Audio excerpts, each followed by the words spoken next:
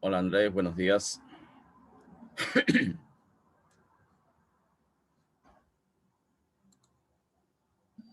Buenos días, profe.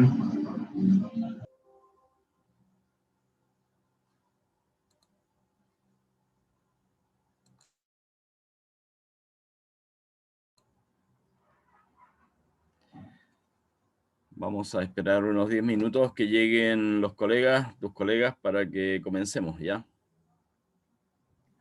Ok, profe.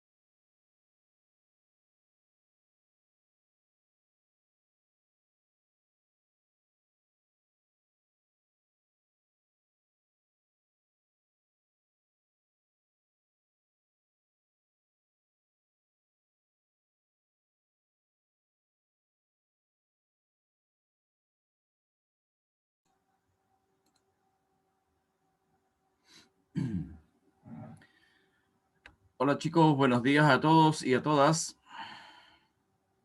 Buenos días, profe. Buenos días, profe.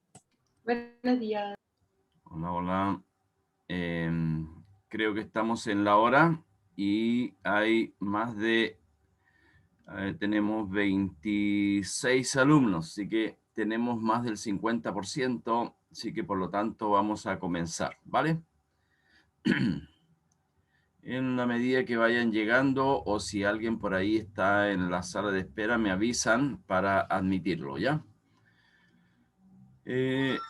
Bien, entonces vamos a continuar con lo que habíamos visto cuando se echó a perder este computador. Y me parece que habíamos comenzado a hablar algo del tejido conjuntivo conectivo, ¿no es cierto?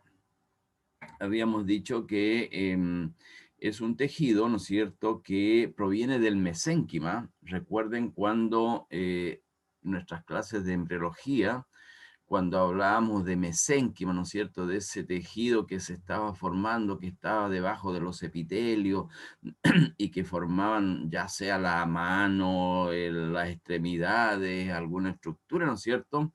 Y este tejido que va a ser parte de lo que es el relleno, ¿no es cierto?, de un órgano, entonces de allí proviene este tejido conjuntivo. De tal forma que podemos definirlo como el tejido que une órganos y rellena órganos, ¿ya?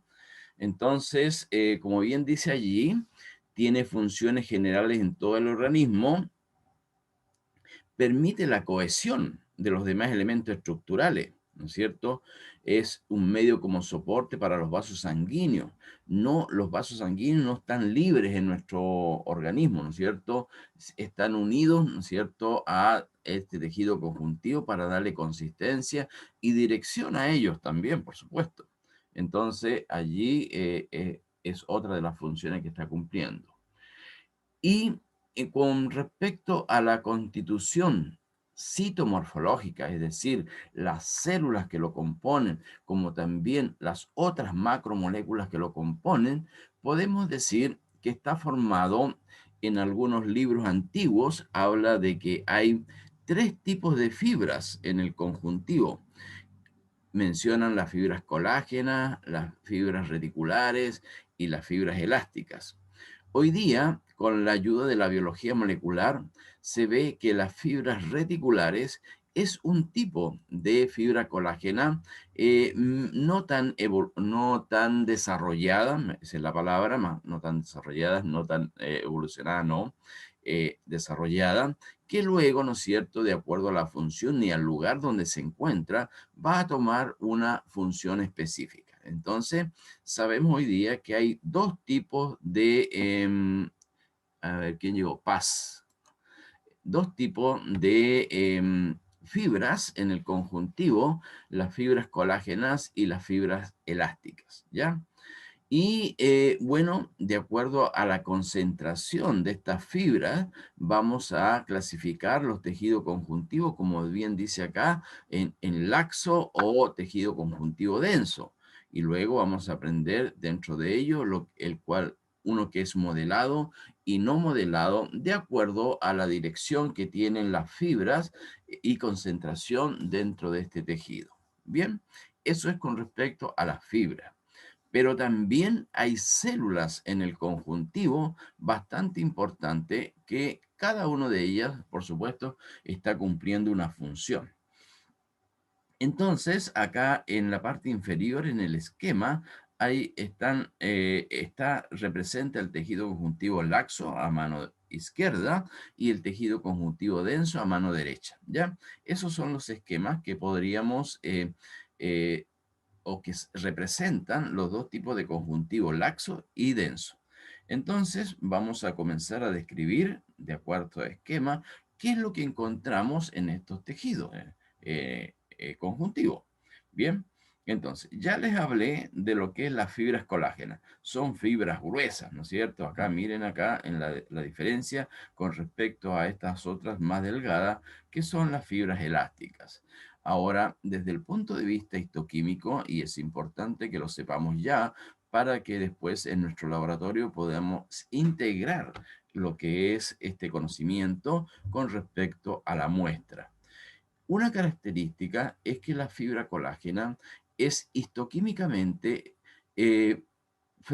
o se comporta, ¿no es cierto?, de una coloración definida frente a la tinción de Van Gieson. Van Gieson. Entonces, esta fibra se colorea de un color amarillento o incluso en algunos casos pasa a ser de un color naranja, pero en el tejido se ve bastante bien porque es una fibra gruesa. Bien. En cambio, la fibra elástica es una, como ustedes ven, es una fibra, mucho más delgada, es una molécula más delgada y se colorea histoquímicamente con la tinción de orceína y da un color violeta o incluso en algunos casos prácticamente de color negro. También la resorcina fucsina también es una tinción de tipo histoquímica para identificar las fibras elásticas. Entonces, esa característica es importante que ya la tengamos en nuestro conocimiento, ¿vale? Bien. Y luego tenemos los tipos celulares. A ver, me escuchan bien, ¿no? Porque me dice acá que la conexión es inestable. De repente se pega un poquito, pero A ver, espero, voy a cambiar de...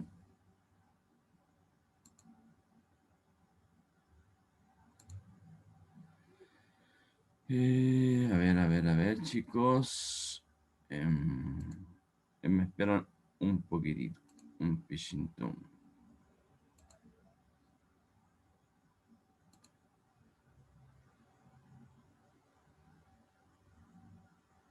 Mm,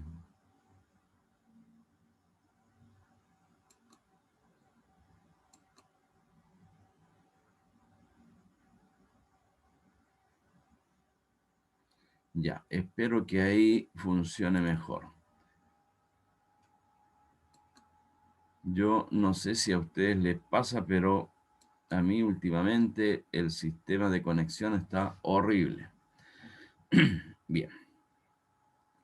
Entonces, como les decía, los tipos celulares que vamos a encontrar en este conjuntivo laxo son las células que están acá en el esquema. De la línea sanguínea, linfocitos, monocitos, eosinófilos, ¿ya?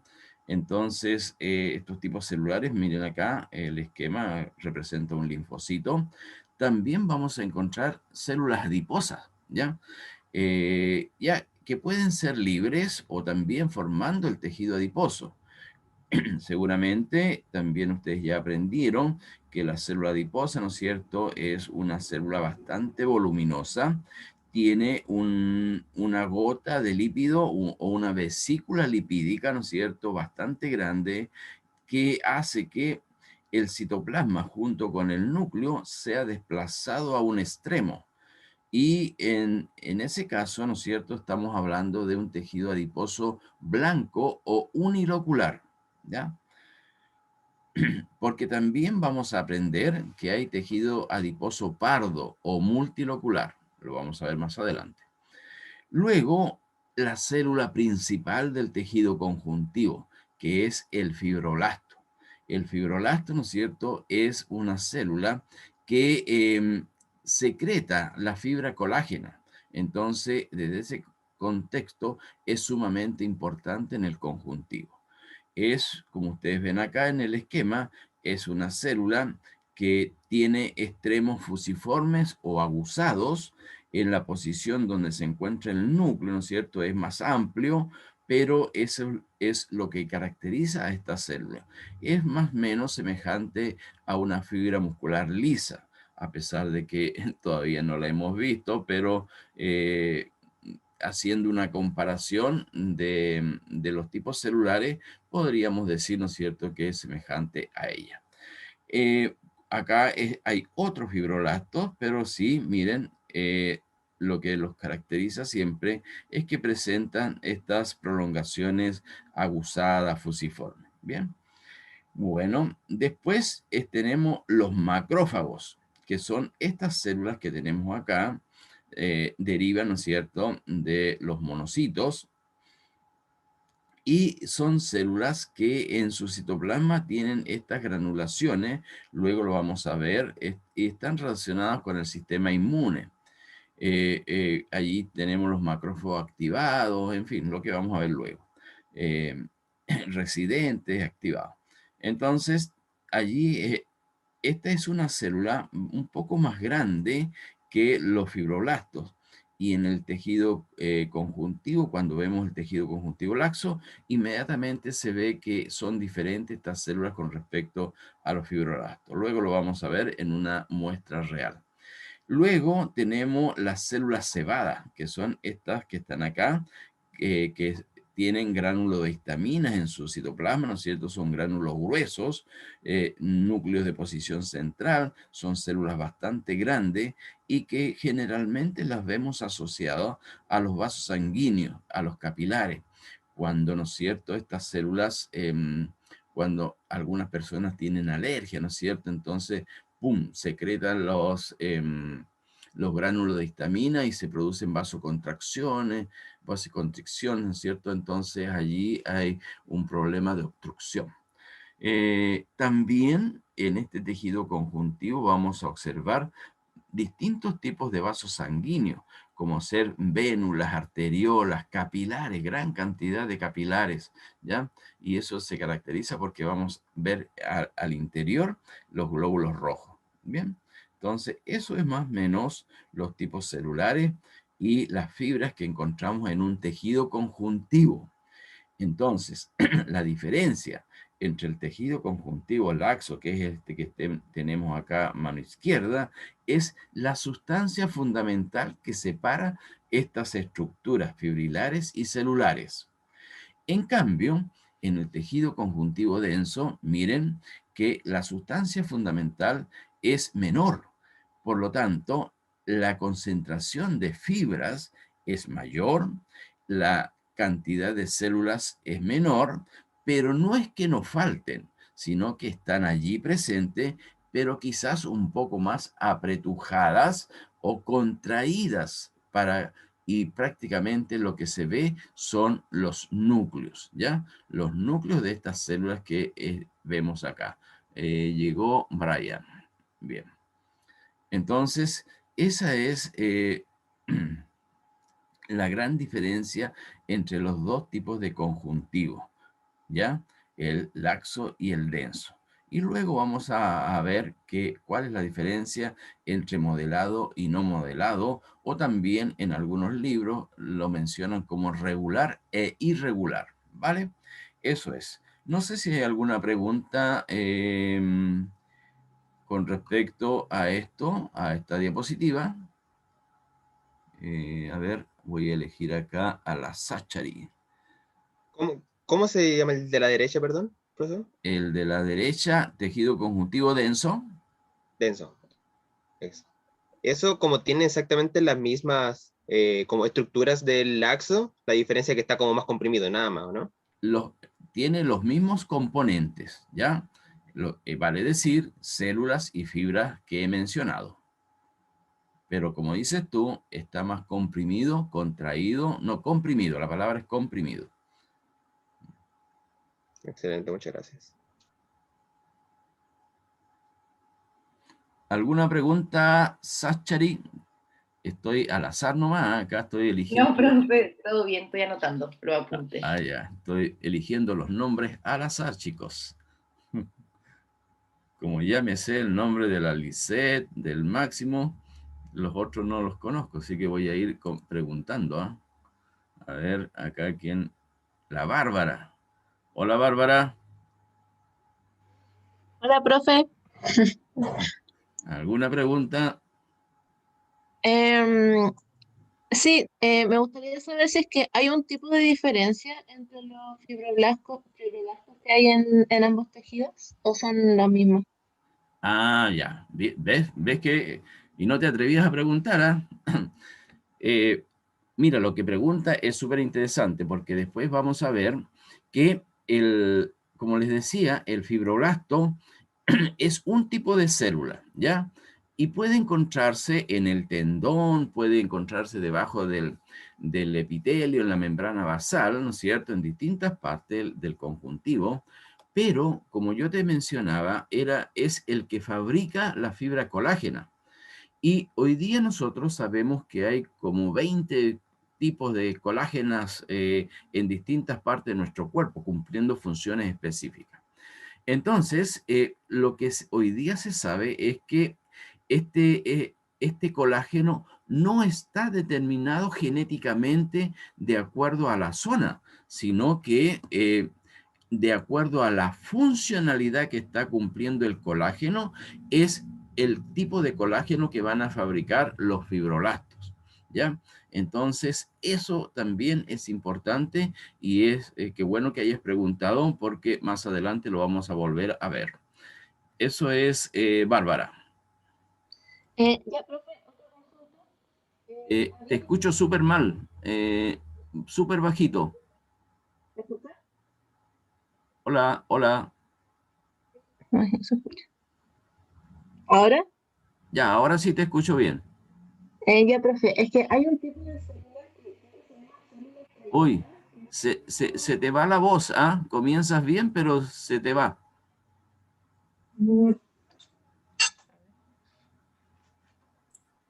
¿Y si lo escribes mejor, Bárbara? ¿Ahora se escucha? Ya, ahí por ahí. Ya. Es que hay un tipo de célula que se llama célula estrellada y que había leído que se transforma en miofibroblasto. Mm. Sí, estamos hablando de células mesenquimales, ¿ya? Que también lo vamos a ver luego. Entonces, hay células que todavía conservan sus características embriológicas, pero recuerda que cuando hablamos de células madre embrionarias, hay tres tipos. Unas que son totipotentes, las otras que son pluripotentes y las que son multipotentes. Entonces, y esa es una clasificación que se hizo bastantes años atrás para no englobar todo lo que lo distintas funciones que cumplen las células madre en nuestro organismo. Hasta el día de hoy, todos nosotros tenemos células madre, pero son células madres multipotentes. Entonces, estas células mesenquimales estrelladas que están allí en nuestro tejido conjuntivo tienen esa capacidad, tienen esa totipotencialidad todavía de transformarse también en fibroblastos, como también a veces en los podocitos, ¿no es cierto?, transformarse en células musculares lisas, en células adiposas, en fin. Entonces, ese es con respecto a la explicación de estas células estrelladas que aparecen en el conjuntivo, ¿ya? Eso es Bárbara, Ah, ya. Gracias, profe, se entendió. ¿vale? A ver, alguien más por acá. Estoy pillándolos, ¿ah? No, la Constanza parece que alguna vez preguntó. Estefan, Arturo. El Matías. Hola, Matías. Hola, profe. ¿Alguna pregunta? Hasta ahora no. Solo estaba tomando apunte. Ya, Matías. Bien, seguimos entonces. Yo tengo una pregunta, profe. Dime, Máximo. Ya, acaba de mencionar que las fibras colágenas que se sintetizan dependen de la funcionalidad y no de la zona, de la funcionalidad que está llevando a cabo esa parte en particular, ¿cierto? Claro, pero recuerda que también el lugar donde están cumpliendo una función es un lugar morfológico. Entonces, pensemos que, por ejemplo, que en el tendón necesito fibras colágenas de tipo 1, 4 y 5. Entonces, los fibroblastos que están allí en esa zona van a fabricar ese tipo de colágeno. En cambio, si ese mismo fibroblasto lo tomo y lo llevo a una zona, la zona basal, por ejemplo, cualquier epitelio, la dermis, por ejemplo, y lo coloco en la dermis, va a comenzar a secretar colágeno de tipo 5, de tipo 4. Entonces, por eso decimos que no está determinado genéticamente el tipo de colágeno, ¿ya?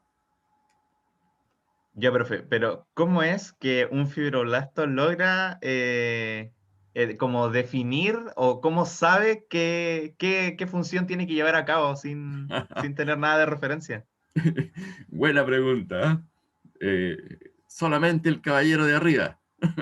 No, sí, esa es una de las preguntas, ¿no es cierto? ¿Quién determina? O sea, ¿cómo ese fibroblasto, ¿no es cierto?, tiene la capacidad de pensar y decir, no, y yo ahora estoy en esta otra zona y tengo que fabricar otro tipo de colágeno. Bien, de acuerdo a lo poco y nada que sé de la biología y de todo este tipo de la histología, la embriología, seguramente allí, en esa zona, deben haber algunos tipos de moléculas que le indican a esa célula las condiciones en las cuales se encuentra y lo necesario que tiene que hacer para fabricar determinado tipo de colágeno. Recuerda que, ¿no es cierto?, que las membranas celulares tienen un glicocáliz, que es un sistema de reconocimiento, ¿no es cierto? Es como un sensor que tenemos alrededor, ¿no es cierto? Y que de acuerdo a las moléculas y macromoléculas que llegan allí, son las condiciones en las cuales la célula, ¿no es cierto?, responde frente al medio. No sé si les mencionaron lo que era el patch clamp o el pinzamiento de membrana. Allí se hacen una serie de experimentos donde se colocan, ¿no es cierto?, algunas moléculas, algunas macromoléculas particulares, y se observa cómo la célula reacciona frente a la presencia de otras moléculas que no son las propias que debieran llegarle. Entonces, eso es la explicación del por qué, ¿no es cierto?, estas células reaccionan de acuerdo a la condición o al medio en el cual se encuentran, ¿ya? Eso es máximo, es la explicación desde el punto de vista biológico que yo te puedo dar con respecto a una pregunta muy válida y muy de interrogante, ¿ya? Eso es máximo, no sé si te queda claro. Sí, profe, muchas gracias. Ujú.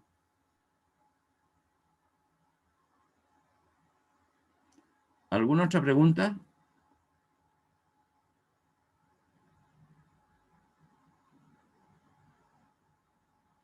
Bien, vamos a seguir. No los voy a torturar más a nadie y vamos a seguir, chicos. Bien. Bueno, acá está la famosa sustancia fundamental. Entonces es donde están insertas estas células, estas fibras, ¿no es cierto? Y allí contiene, ¿no es cierto?, las células que he mencionado, las fibras también, y podemos ver que es un gel hidratado. O sea, recordemos en este concepto de hidratado, recordemos que nuestras células, en nuestro tejido, tenemos un alto porcentaje de agua, ¿no es cierto?, el 70%. Así que esto es válido con respecto a esta definición. Además, allí hay una gran cantidad de macromoléculas como los polisacáridos, glucosaminoglicanos o glucanos, el condroitin sulfato, el heparan sulfato, el queratan sulfato y el ácido hialurónico. Pues me parece que la clase pasada una chica me preguntaba por allí la importancia del ácido hialurónico. Entonces, todas estas macromoléculas están presentes allí. Y recuerden cuando hablábamos, ¿no es cierto?, el año pasado, cuando hablábamos de embriología, ¿no es cierto?, la importancia que tenían, no sé si lo mencioné o no, no me recuerdo, o si se recordarán, la importancia de esta molécula, del heparan sulfato y el queratan sulfato, que al igual que el ácido hialurónico, eran moléculas importantísimas durante el desarrollo embrionario, porque eran moléculas que activaban activaban, bien digo, algunos genes dentro de lo que es el desarrollo embrionario para el desarrollo de distintas estructuras, como también enmascaraban en algún momento la expresión de los factores de crecimiento, especialmente el factor de crecimiento de fibroblastos 8, que molecularmente es muy semejante a lo que es el heparan sulfato. Entonces, de cierta manera, ¡pum!, enmascaraba y no lo dejaba actuar. Entonces, estas son las moléculas que nosotros encontramos en esta sustancia fundamental del tejido conjuntivo, ¿ya? Y bueno, acá ya les mencioné en el esquema los tipos de fibras que hay. Hablé de las colágenas, las reticulares y las elásticas. Otra vez la conexión inestable, pero bueno. Los componentes celulares, los fibroblastos, las células adiposas, las células cebadas, los macrófagos, los capilares que tenemos allí también, en fin, células sanguíneas. Bueno, eso es todo lo que hay en un tejido conjuntivo y lo importante que son estas macromoléculas. Y pasamos a explicar un poco lo que es el tejido conjuntivo, quizás un poco mejor, ¿no es cierto?, lo que es el conjuntivo laxo, y dice que llena los espacios bajo los endotelios y mesotelios. Recuerden que cuando hablamos de endotelio estamos hablando del epitelio plano simple dentro de los vasos sanguíneos y linfáticos. Y cuando hablamos de mesotelio es el tejido, es el epitelio plano simple que está recubriendo la parte externa, es decir, el mesénquima, ¿no es cierto?, de ese órgano, ¿ya? Y allí también hay epitelio plano simple. Y eso se llama mesotelio. Hay bastante sustancia fundamental con fibras, células, nervios y vasos sanguíneos. Estas células que están allí, principalmente los macrófagos y las células cebadas, ¿no es cierto?, están relacionadas con la inflamación y las alergias. Bueno, acá a mano derecha, y esta es una muestra que nosotros tenemos y que deberíamos haberla visto en nuestro laboratorio si hubiese sido presencial, es mesenterio, y tenemos acá al lado derecho el esquema de lo que estamos viendo en forma real en la diapositiva del lado izquierdo. Entonces yo les había comentado, bueno, les cuento, la muestra esta es, llegó la Carla, la ingresamos. La muestra esta es mesenterio, entonces es un frotis de mesenterio. ¿Recuerdan ustedes dónde está el mesenterio?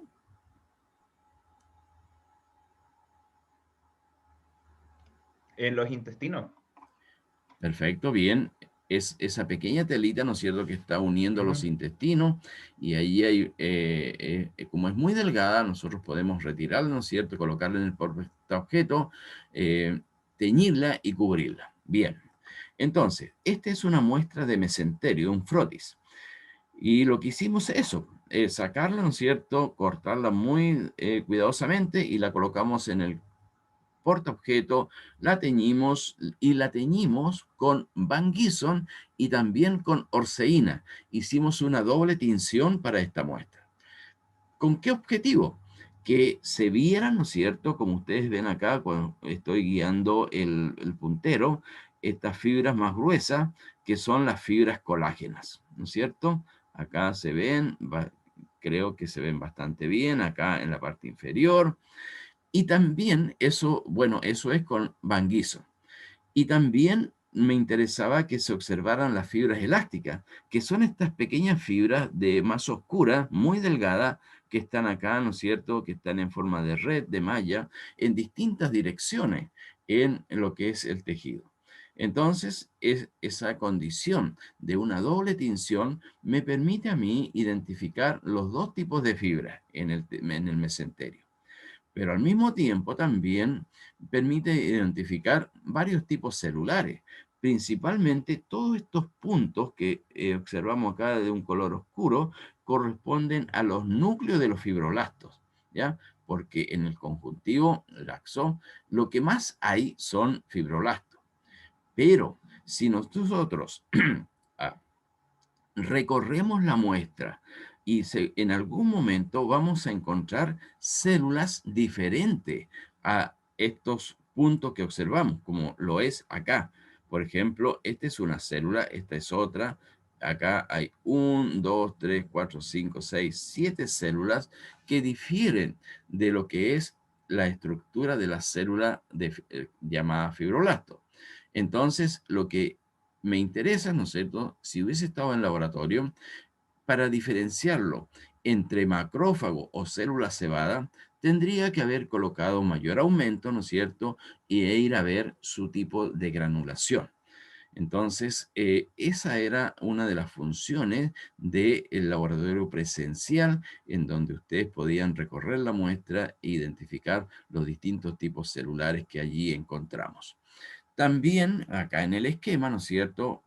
Acá vemos los macrófagos, los fibroblastos, las fibras colágenas, las fibras elásticas, las células adiposas. Por ejemplo, en la muestra de mesenterio, si nosotros nos íbamos a los extremos donde terminaba la muestra, seguro encontrábamos células adiposas o tejido adiposo, ¿ya? Entonces, el objetivo era ese, recorrer la muestra.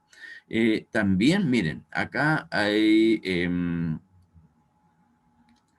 capilares, ¿no es cierto? Estos capilares que están presentes también allí, como también podemos encontrar arteriolas, vénulas, en el conjuntivo. Bien. Bueno, acá habla de los pericitos, que son células que están allí presentes sobre las células endoteliales y que que tienen características muy semejantes al tejido muscular liso. Y después, más adelante, cuando hablemos de vasos sanguíneos, vamos a hablar de estos pericitos que son bastante importantes cuando se daña un tejido, un endotelio, ¿no es cierto? Estas células pueden tomar la función de endotelio, ¿va?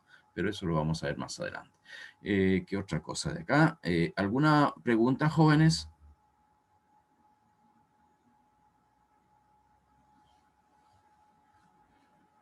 Bien.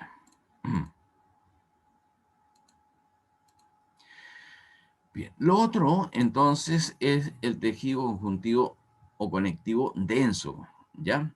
Entonces, como bien alguien preguntaba por allí, no sé si Máximo o Christopher, ¿no es cierto? La diferencia está en la concentración de las fibras, principalmente lo que es la fibra colágena. En la diapositiva de mano izquierda tenemos el tejido conjuntivo denso irregular o no modelado, que en donde las fibras colágenas, principalmente que es la mayor concentración que hay, están en distintas direcciones. La podemos encontrar en la dermis de la piel, en la cápsula del vaso, el ovario, en los riñones, ¿ya? Allí está este tipo de tejido. Y a mano derecha está el conjuntivo denso modelado o regular también. Y miren, la concentración de fibras colágenas hace que los fibroblastos o los distintos tipos de células que están allí, ¿no es cierto?, prácticamente estén muy apretadas entre sí, ¿no es cierto?, entre estas fibras, y los núcleos se ven prácticamente alargados, han perdido su condición de ovalados, como normalmente lo veríamos en el laxo. Por lo tanto, ¿no es cierto?, se ven estos puntos más oscuros entre medio de las fibras colágenas, ¿ya? Bueno, acá dice lo mismo que hablaba, tienen los mismos componentes del tejido conjuntivo laxo, pero hay más fibra y quizás menos células. La orientación y disposición de la fibra colágena determinan la resistencia a la tensión. Entonces, con respecto al modelado y no modelado, ¿no es cierto? Este modelado sería un poco más resistente. Hay tejido conectivo denso, regular, irregular, lo mismo. Los fibroblastos se ubican entre los intersticios, es decir, entre los espacios que forma la fibra colágena, entonces allí se ubican estos fibroblastos, ¿ya? Bueno, y acá están los ejemplos de donde los encontramos, como ya hablaba en la dermis, y en el caso del denso modelado, en el ligamento, en los vasos sanguíneos, en fin, en la columna vertebral, en el ligamento amarillo de la columna vertebral. Entonces, allí tenemos estos tipos de tejido conjuntivo denso.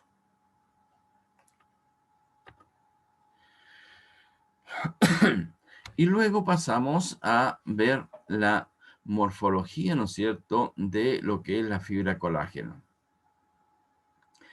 Tiene de 0,5 a 10 micrones de diámetro.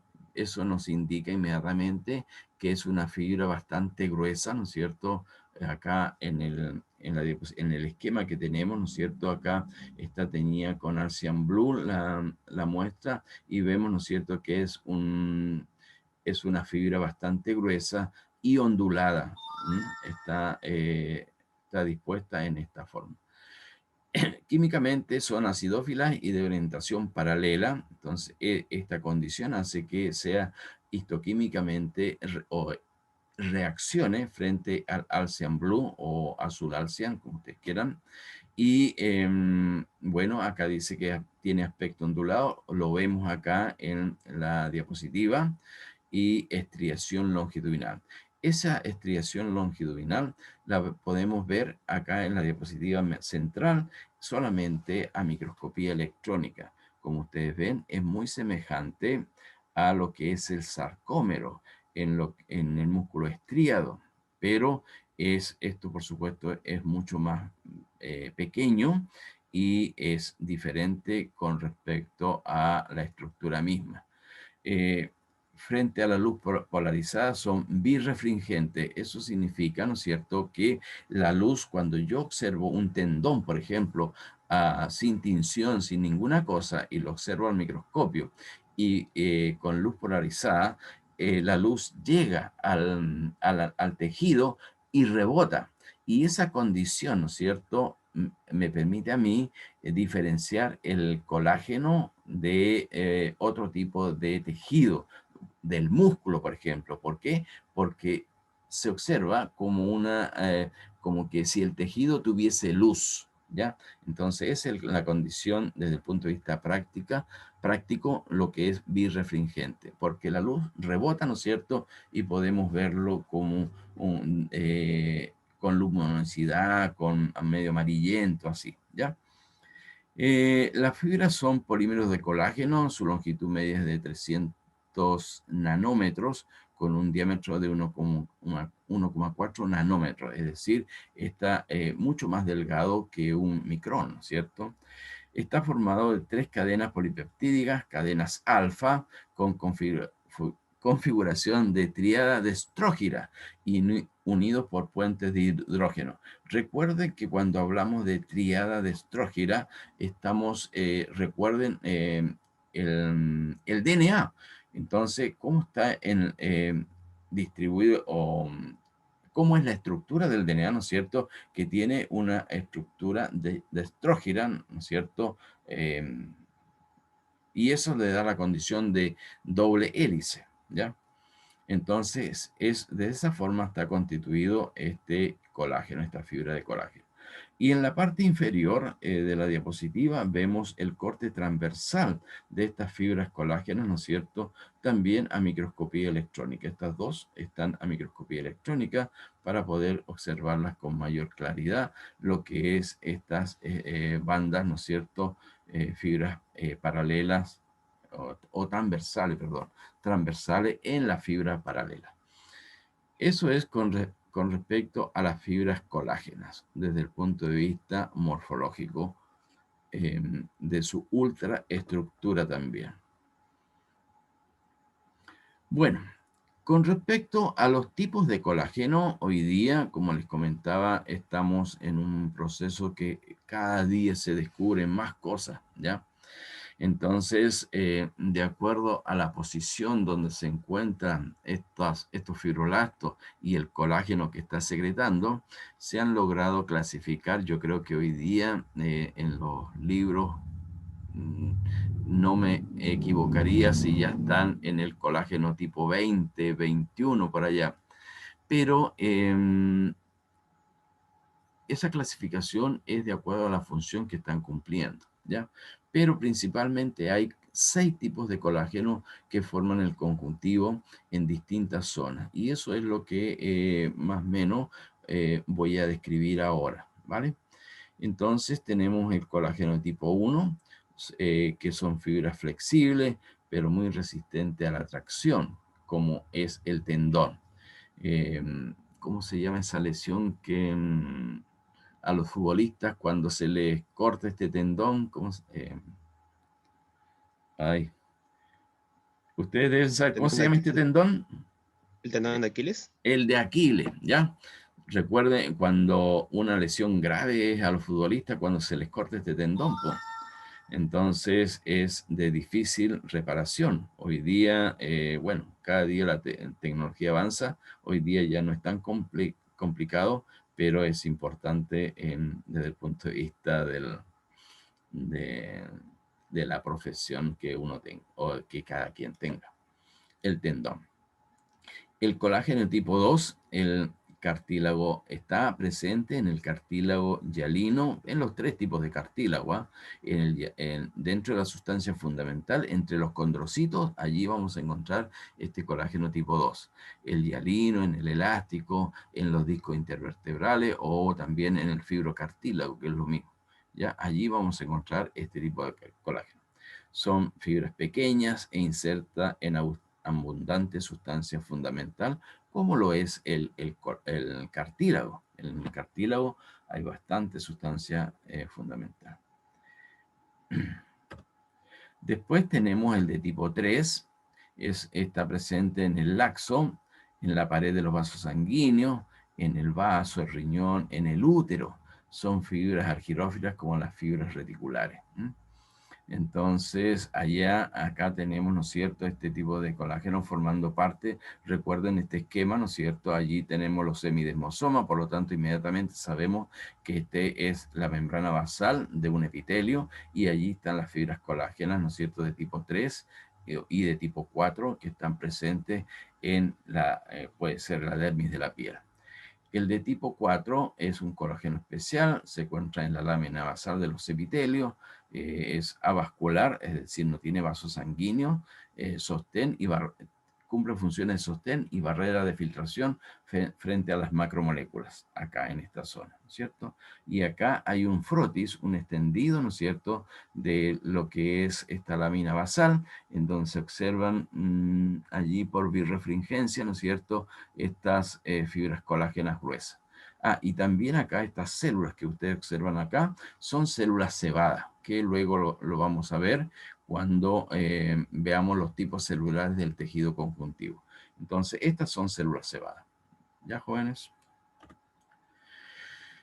El de tipo 5 es escaso y se observa en la lámina externa de las fibras musculares lisas y base de los epitelios también, lo habíamos visto. El de tipo 6 es una molécula de cadena corta y asociado al colágeno tipo 1. Y 3 está presente también en el útero, en el riñón, en el hígado, en la córnea. No sé si ayer alguien me preguntaba cómo, ¿no es cierto? Y creo que la explicación que les di con respecto... tomé como ejemplo el útero. ¿No es cierto? ¿Cómo es posible que este órgano, que es tan pequeño como un puño, ¿no es cierto?, albergue allí a un feto en crecimiento, ¿no es cierto?, y llegue esta estructura a ser tan grande para alojar un individuo de 3 kilos, por ejemplo, o 2,5 o 3 kilos como promedio, ¿no es cierto? Y cómo crece tanto. Entonces, acá está la explicación. Aparte de las fibras elásticas y el músculo liso que hay allí, ¿no es cierto?, están presentes estas fibras colágenas. Acá se ve, ¿no es cierto?, acá esta tinción es hematocilina eosina, esto es músculo liso, pero entre medio estos espacios en blanco, ahí está el colágeno tipo 6. Esto es músculo liso del útero. Acá lo ideal hubiese sido haber teñido esta muestra con orceína y con Van Gieson para poder identificar, ¿no es cierto?, las fibras elásticas y las fibras colágenas. Pero bueno, ahí también podemos definir que se encuentran este tipo de fibras en este tejido, pero vemos que no tiene coloración por parte de la hematocilina eosina y se deduce, ¿no es cierto?, que estos espacios en blanco están conformados por estas fibras de colágeno, ¿ya? Bueno, acá en la córnea, por acá dice, acá está, en la córnea también encontramos, ¿no es cierto?, colágeno de tipo 6. ¿Qué más? Eso no. No sé si hay alguna pregunta, consulta, duda.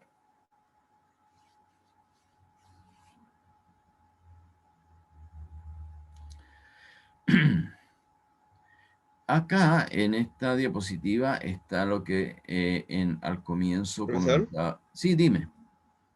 ¿Hay alguna como estructura que sea como algún órgano o algo así que tenga como varios tipos de colágeno, como tipo 1, 2, 3 y por ejemplo 5, que tenga como muchos en la misma estructura, o que se pueda ver en un microscopio, o eso no pasa Eh, tanto. bueno, no. A ver, eh, aclaremos alguna cosilla. El, la diferencia, los diferentes tipos de colágeno solamente los puedo identificar con biología molecular, ¿ya? No tengo la... Ah, y bueno, también lo podría identificar con un anticuerpo. Y ese anticuerpo tendría que construirlo en base a la molécula que tiene ese tipo de colágeno, que puede ser uno, el 2, o los enlaces de hidrógenos que tenga este tipo de colágeno según la ubicación. Entonces, el anticuerpo viene, se adosa a esa zona y si se adosa en particular a esa zona, yo sé qué tipo de colágeno es. Entonces, pero también, como les decía, en forma molecular, yo puedo identificar ese tipo de colágeno. Lo que no puedo hacer es identificarlo al microscopio, porque es una molécula que solamente la puedo identificar con histoquímica, ¿no es cierto? Pero no sé qué tipo de colágeno es. Puede ser del 1, el 6, el 10, el 15, el 20, pero puedo identificar que es solamente colágeno, pero no puedo identificar la estructura molecular de él, ¿ya? Eso es Christopher, no sé si te queda clara la explicación. Sí, sí, ya entendí, como la tinción solamente va a identificar a colágeno en general, pero no la definición de cada uno de ellos. Exacto. Ujú. Ya, sí, Ya, excelente, muchas gracias. vale. ¿Alguna otra pregunta?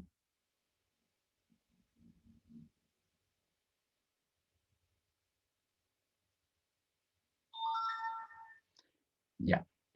Le había comentado la parte de que el colágeno no está determinado genéticamente, sino que está de acuerdo a la posición. Y no sé, pues acá intenté dar una cosa. A ver, el colágeno más común es el tipo 1, 2 y 3. Como conclusión, se puede decir que el tipo, tamaño y la disposición de la fibra colágena en los diferentes órganos no depende de las diferencias genéticas determinadas, sino está en relación con las modificaciones de los requerimientos locales de los tejidos. Entonces, esta definición que o estructuré, espero que se entienda para dejar en claro que el colágeno no está determinado genéticamente, ¿no es cierto? Espero, ¿se entiende, no? O está un poco extraño esto? Yo por lo menos sí lo entiendo. Perfecto, ya Máximo. Y llegamos a la explicación de el fibroblasto cómo forma el colágeno, ¿ya? Lo hace mediante dos procesos biológicos, uno interno en su célula y otro externo en el tejido em, intercelular, ¿ya? Bien. Me- Chicos, me esperan un poquitito, por favor. Disculpen, regreso enseguida.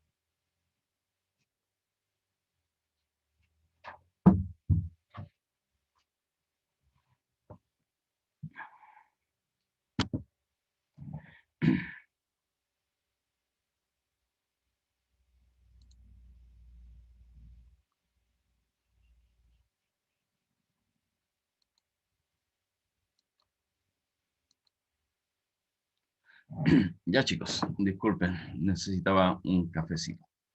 Bien, entonces les decía que, bueno, ¿alguna pregunta con respecto a los contenidos anteriores?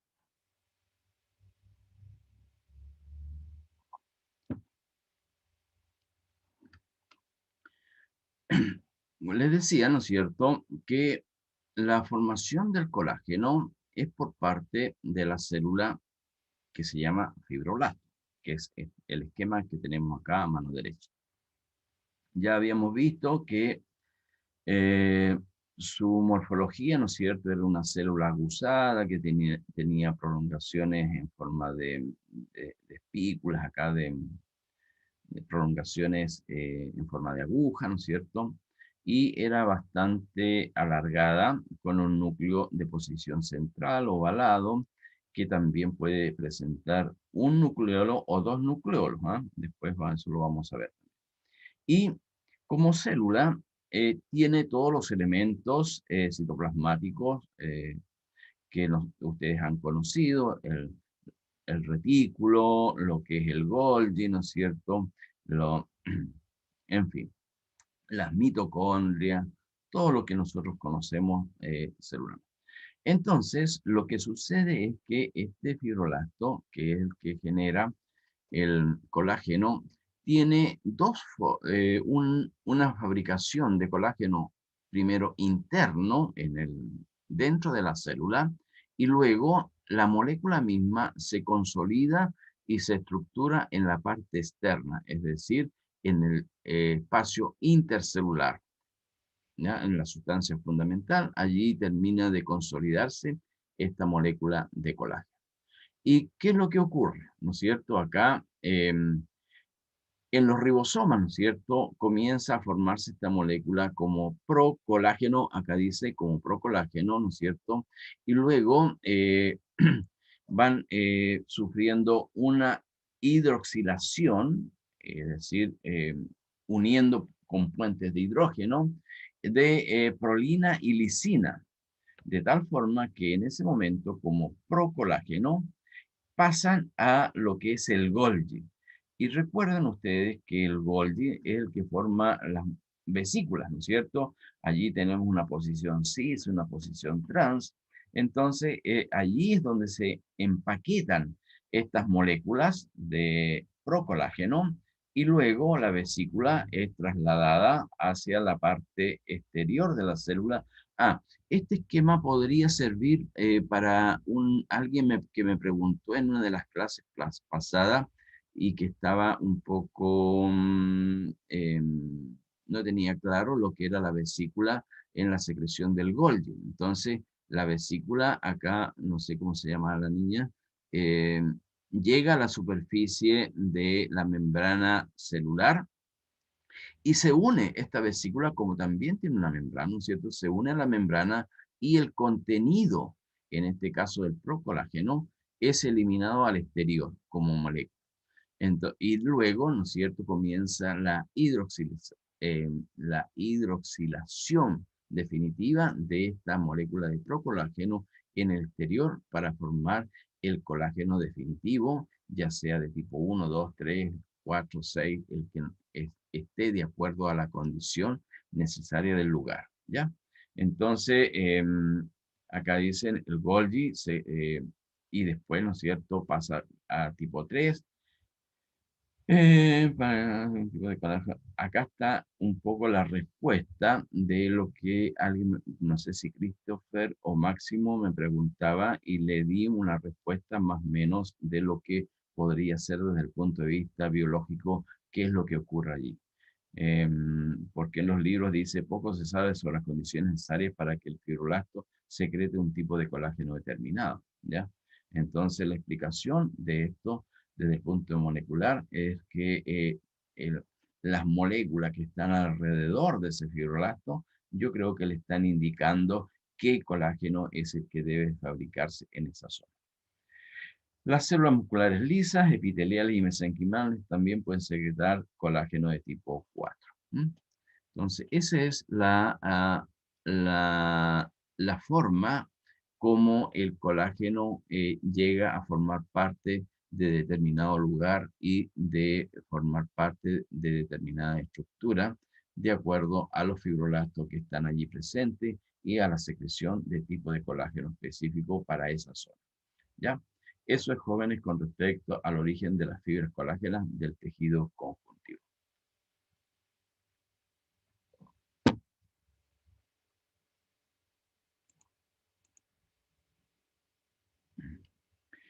Y luego comenzamos a ver lo que es las fibras elásticas. Acá en la diapositiva, ¿no es cierto? Está a mano izquierda, están las fibras elásticas, perdón, las fibras elásticas del conjuntivo. Entonces, en la parte superior hay una gran cantidad de fibras elásticas. Esta tinción está con orseína. Y en la zona media está lo que es la colágena y están las elásticas. Miren la cantidad de fibras elásticas que hay y se notan inmediatamente qué tan delgadas son. Acá en la parte inferior está el cartílago, ¿no es cierto? Especialmente en lo que es el cartílago elástico, pero también podemos encontrarlo en otros tejidos, en donde también, usando la tinción específica, podemos identificar las fibras elásticas, ¿ya? Entonces, son más pequeñas, ya las vemos, más delgadas que las colágenas y más ramificadas. Allí se ve inmediatamente esta condición. Se observan en las paredes de las arterias y se tiñen selectivamente con resorcina fucsina. Bueno, acá esta es la otra tinción que nosotros podemos utilizar desde el punto de vista histoquímico para identificar las fibras elásticas, pero también podemos usar la orseína, ¿de acuerdo? Entonces, está formada de elastina con dos aminoácidos fundamentales, la desmosina y la isodesmosina, responsables de propiedades elásticas, es decir, se pueden acortar y alargar. Estas fibras abundan en aquellos tejidos en donde los órganos están sometidos a fuerza interna y externa. Por ejemplo, en el pulmón, la aorta, ¿no es cierto? Sístole diástole en el pulmón, inspiración, expiración, ¿no es cierto? Allí. Entonces, estos tejidos especializados en la contracción tienen que tener una gran cantidad de fibras elásticas. Si nosotros hacemos un corte por pulmón o en la aorta, por ejemplo, vamos a ver que en la aorta tiene una elástica interna y externa muy prominente, luego lo vamos a ver. Y en el pulmón también, o sea, si hacemos la tinción para orseína, vamos a ver que entre medio de los alvéolos de los conductos, ¿no es cierto?, hay una gran cantidad de fibras elásticas. Entonces, allí también es importante la función que cumplen las elásticas en el tejido. Bien, y eso es con respecto a las fibras que encontramos en el conjuntivo. Y hablamos de las células del conjuntivo. Entonces, allí hablamos de las células mesenquimales, ¿no es cierto?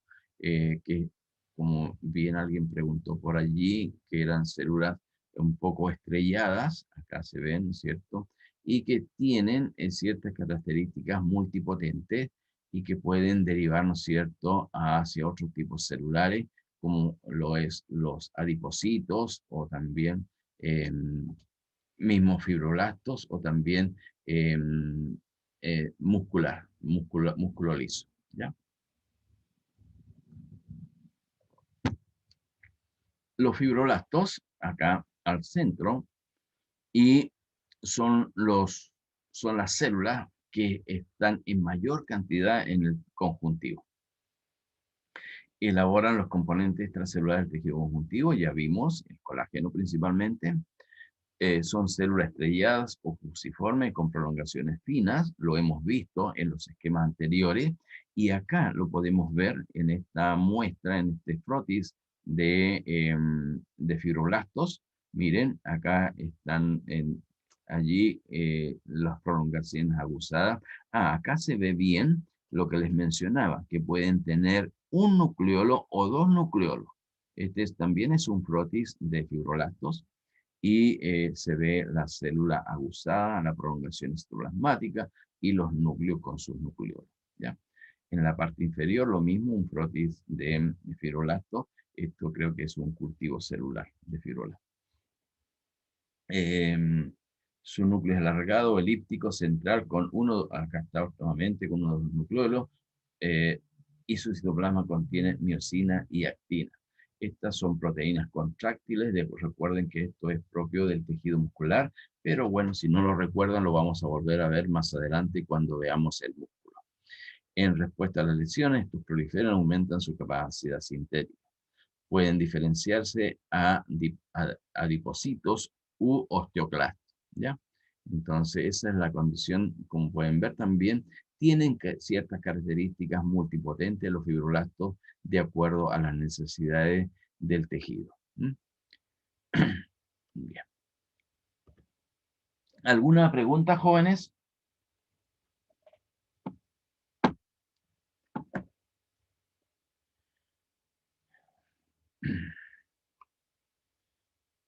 Bien. Con respecto a los macrófagos o histocitos, también, de las dos formas los vamos a encontrar en nuestra bibliografía, son células que se pueden mover. Se pueden mover, ¿no es cierto?, por esta condición que tienen de que pueden emitir pseudópodos. Por acá tiene que hablar, bueno. Estos pseudópodos son prolongaciones del citoplasma.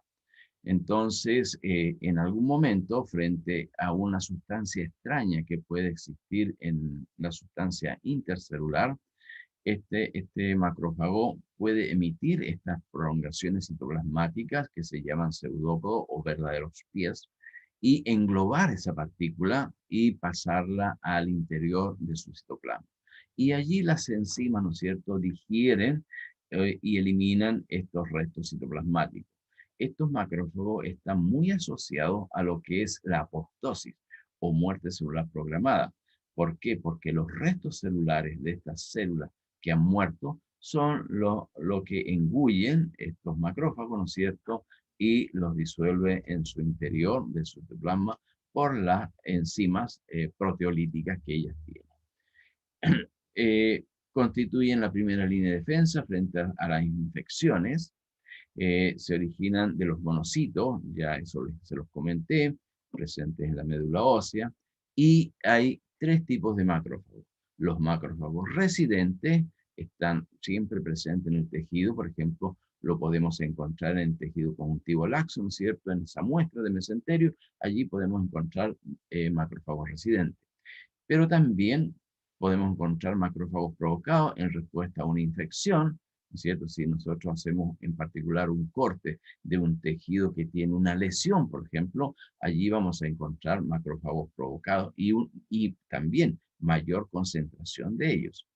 Y lo otro es macrófago activado, en que aumenta la capacidad de fagocitar y actividad antigénica. Entonces, ¿cómo podríamos identificar los macrófagos activados? Mediante una tinción de tipo histoquímica, en donde vemos que la mayor concentración de gránulos en citoplasma es bastante diferente con respecto a los dos anteriores, ¿ya? Entonces, allí podríamos nosotros ir identificando y diferenciando los distintos tipos de macrófagos. Se puede hacer, es difícil, pero se puede hacer. Dice, son diferentes a los fibroblastos por tener un núcleo más pequeño y cromatínico, citoplasma con vacuolas y gránulos densos. Allí, ¿no es cierto?, vemos, miren, las vacuolas y los gránulos que están presentes. Y acá se ven en la diapositiva a microscopía electrónica, los pseudópodos o verdaderos pies que sirven para englobar estas partículas o restos de isoplasma que hay en el medio, ¿ya? Entonces, eso es con respecto a los macrófagos o histiocytos dentro de las células que nosotros tenemos en el tejido conjuntivo. Profesor, ¿hay ¿Sí? alguna diferencia entre los tipos de macrófagos, así a vista en microscopio? Solamente se asemeja mucho, pero como les decía, la única forma de cómo identificar es más o menos en particular, por ejemplo, para identificar macrófagos activados o diferenciar lo mejor de los residentes es con histoquímica, para ver la cantidad de gránulos que tienen en su interior, de las vacuolas. Es la única forma, ¿ya? Pero con una tinción normal, como es la hematocilina eosina, es un poco complejo, difícil de poder diferenciarlo. ¿Mm? Excelente, bueno, muchas gracias. Eso es bien. Ya, ¿qué nos va?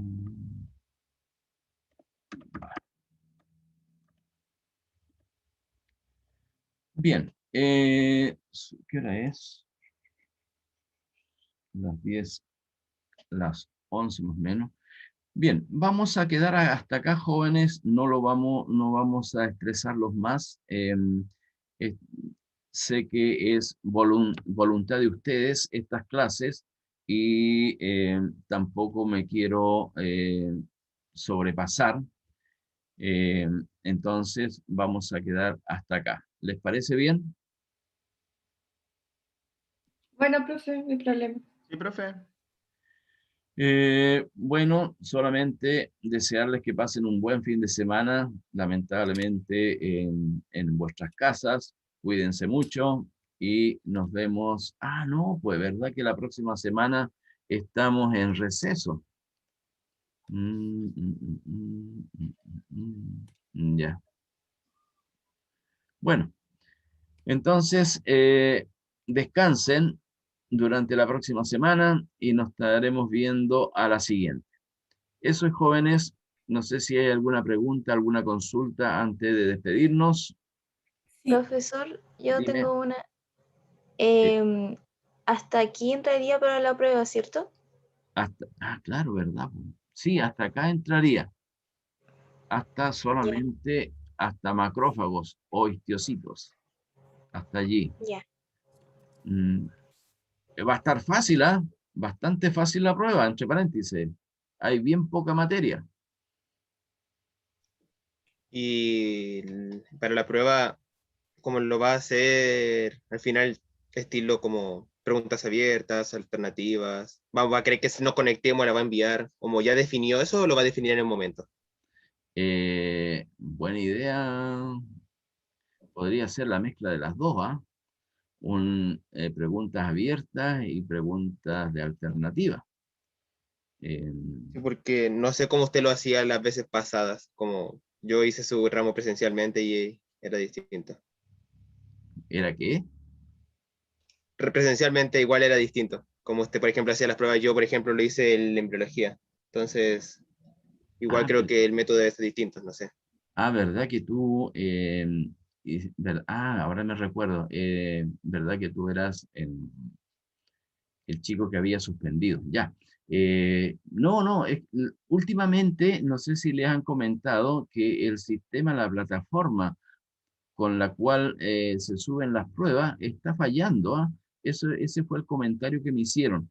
Entonces, no estaba siendo recomendable, a pesar de que yo, la verdad es que no he confiado mucho en el sistema, y lo que hago es enviarles la prueba por a Fernando, y Fernando automáticamente se las reenvía a ustedes, y doy un tiempo específico de acuerdo a la dificultad de la prueba, de 1 hora y media, 2 horas, para que ustedes la resuelvan. Y pasado ese tiempo, me la deben reenviar a mi correo electrónico, ya sea solamente la hoja de respuesta o la prueba entera, si es que hay esquemas. Y aquella persona que se demora 10 minutos después del tiempo dado, voy reduciendo la nota. Es decir, por ejemplo, si la persona tenía un 7, ya no tiene el 7, tiene el 6,5. Y si se demoran 20 minutos, ya no tiene el 7, tiene el 6. Y así sucesivamente voy disminuyendo la cantidad, la nota obtenida en la prueba, de acuerdo al atraso que se ha producido en el enviar la prueba. Perdón. Entonces, esa es más o menos la forma como trabajaremos. ¿Quién preguntaba? ¿Christopher o Máximo? Yo, Christopher, que sí, como le dije, no conocía más o menos la forma que tiene de trabajar en cuanto a esto. Entonces, eso es Christopher. Bien, entonces sí va a ser. Muchas gracias. Profe, por otro lado, ¿le avisaron ya a qué fecha cambiamos la prueba? ¿Cómo, hija? No te escuché bien. Es que estábamos discutiendo como curso si del miércoles, no me acuerdo de la fecha, del miércoles 12 podríamos mover la prueba al viernes 14. Ah, ya. No me lo ha comentado Fernando, pero dile que me lo haga oficial y que me mande un correo. ¿Te parece? Ya, profe. ¿Quién? ¿Constanza hablaba? ¿Constanza? Lisette. Ah, Lisette, ya. Dile eso, Lisette, por favor, a Fernando, para que lo hagamos oficial. Ya, profe. Bien. ¿Algo más? Bien, chicos. Entonces, si no hay ninguna otra cosa, nos vemos. Que estén bien. Cuídense. Chao, chao. Chao, profe, Chao, gracias. profe. Hola, profe, gracias.